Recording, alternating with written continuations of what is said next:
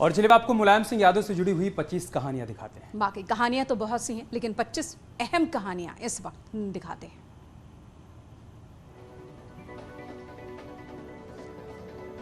मुलायम सिंह ने अपने सियासी सफर की शुरुआत महज 15 साल की उम्र में की थी। उन्होंने 1954 में समाजवादी नेता डॉक्टर राम मनोहर लोहिया के नहर रेत आंदोलन में बढ़ चढ़कर हिस्सा लिया और इस आंदोलन में हिस्सा लेने के बाद नेताजी जेल भी गए।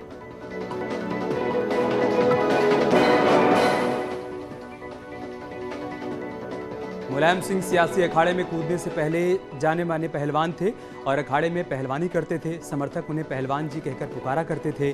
पहलवानी के दौरान ही मुलायम ने अपने राजनीतिक गुरु नत्थू सिंह को मैनपुरी में आयोजित एक कुश्ती प्रतियोगिता में प्रभावित कर लिया। मुलायम सिंह यादव से जुड़ी जो तीसरी कहानी है वो है नत्थू सिंह के परंपरागत विधानसभा क्षेत्र जसवंत नगर से ही मुलायम सिंह यादव ने अपने राजनीतिक सफर की शुरुआत की। राम मनोहर लोहिया और राज नारायण जैसे समाजवादी विचारधारा के नेताओं की छत्रछाया में राजनीति का कहकहरा सीखा और उसके बाद अपनी सियासी पारी का आगाज किया।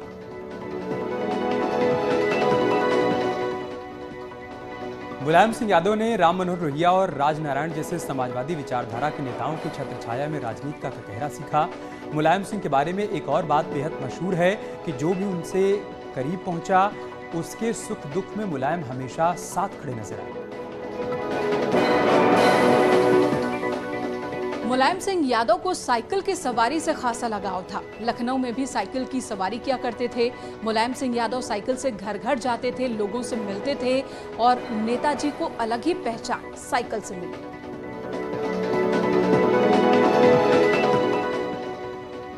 मुलायम सिंह यादव को साइकिल की सवारी इतनी पसंद थी कि वो अखबारों और पत्रकारों के दफ्तर तक साइकिल से ही जाया करते थे। साइकिल पर घूम घूम कर पार्टी के लिए प्रचार किया करते थे। मुलायम सिंह की सादगी लोगों को खूब भाती थी। 1970 का दशक मुलायम सिंह की राजनीति के लिए काफी अहम रहा। साल 1975 में देश में जब आपातकाल लगा तो इस दौरान मुलायम सिंह यादव भी जेल भेजे गए। पूर्व पीएम चौधरी चरण सिंह के साथ नेताजी भी जेल में लंबे वक्त तक रहे थे।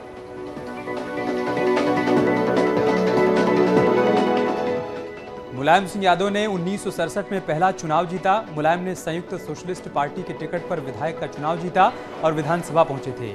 1969 के विधानसभा चुनाव में भी मुलायम संयुक्त सोशलिस्ट पार्टी के ही उम्मीदवार थे।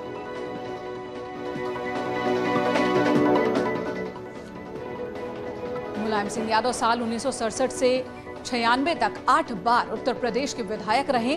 मुलायम संयुक्त सोशलिस्ट पार्टी के टिकट पर जसवंत नगर सीट से पहली बार विधानसभा पहुंचे। मुलायम महज 2 साल विधायक रह सके। 1969 में फिर से विधानसभा का चुनाव हुआ और इस चुनाव में मुलायम सिंह यादव कांग्रेस उम्मीदवार से हार गए।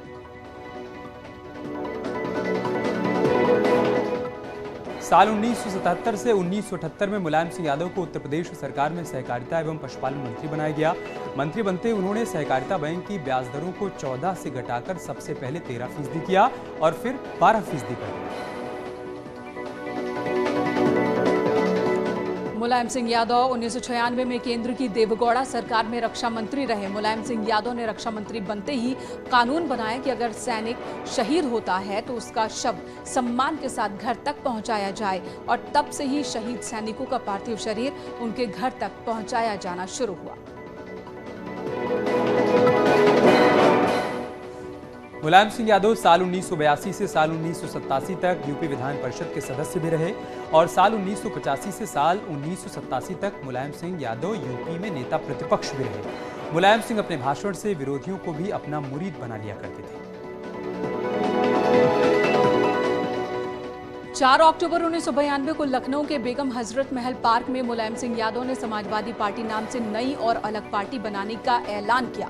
समाजवादी पार्टी की कहानी मुलायम सिंह के सियासी सफर के साथ साथ चलती रही। अखिलेश यादव से पहले मुलायम सिंह यादव एसपी के राष्ट्रीय अध्यक्ष रहे।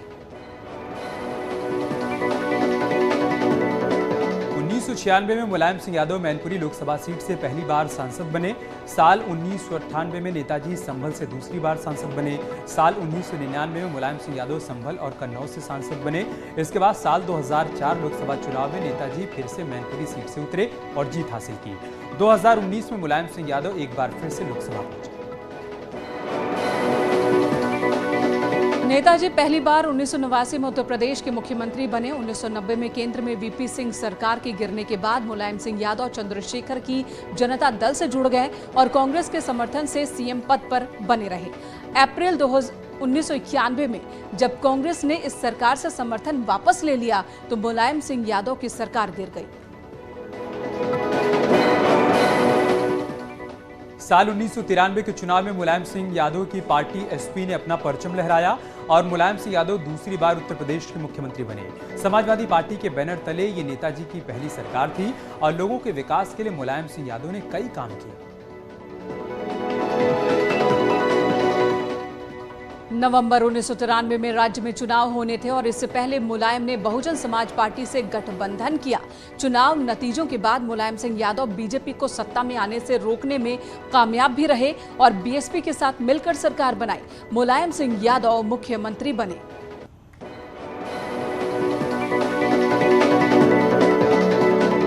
मुलायम सिंह यादव सितंबर 2003 में फिर से यूपी के सीएम बने और 2002 में मायावती और बीजेपी ने मुलायम को रोकने के लिए गठबंधन कर लिया था। मायावती सीएम बनी, लेकिन साल 2003 में बीजेपी ने समर्थन वापस ले लिया, जिसके बाद छोटे दलों से मिलकर नेताजी ने फिर से अपनी सरकार बनाई थी। मुलायम सिंह यादव का उत्तराखंड से अलग तरह का नाता रहा है। उनकी सरकार में पहाड़ी इलाकों में कई काम हुए। हालांकि उन पर उत्तराखंड आंदोलन को रोकने के भी आरोप लगे, लेकिन उत्तराखंड राज्य की मांग को लेकर उन्होंने ही एक समिति का गठन किया था। उत्तराखंड राज्य और पहाड़ की मूल भावना के अनुरूप राजधानी गैरसैंण के रूप में पहला प्रस्ताव और उसका ड्राफ्ट तैयार कर केंद्र को भेजने वाले पहले नेता मुलायम सिंह यादव ही थे और मुलायम सिंह यादव पहाड़ी प्रदेश की राजधानी पहाड़ में ही रखने के समर्थक थे। उत्तराखंड के गांधी कहे जाने वाले इंद्रमणि बडोनी ने भी नेताजी की तारीफ कौशिक समिति के लिए की थी, जिसमें गैरसैंण को राजधानी बनाने की बात कही गई थी और मुलायम सिंह उत्तराखंड के लिए गैरसैंण को ही मुफीद राजधानी मानते थे।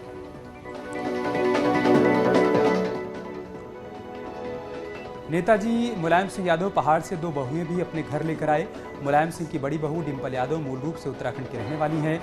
छोटी बहू अपर्णा यादव उत्तराखंड के उत्तरकाशी की रहने वाली हैं। नेताजी ने जुलाई 1994 में यूनिवर्सिटी में 27% आरक्षण का आदेश निकाला था। उसमें सामाजिक और शैक्षणिक रूप से पिछड़ी जातियों को चिन्हित कर आरक्षण की बात कही थी।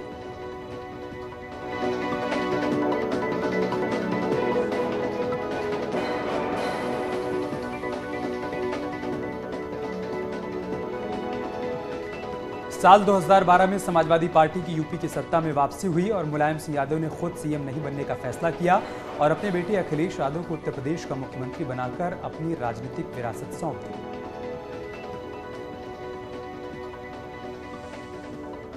सोमवार 10 अक्टूबर को गुरुग्राम के मेदांता अस्पताल में मुलायम सिंह यादव का निधन हुआ। बीमारी के बाद 82 साल की उम्र में नेताजी ने अंतिम सांस ली। मुलायम सिंह यादव कई दिनों से अस्पताल में भर्ती थे।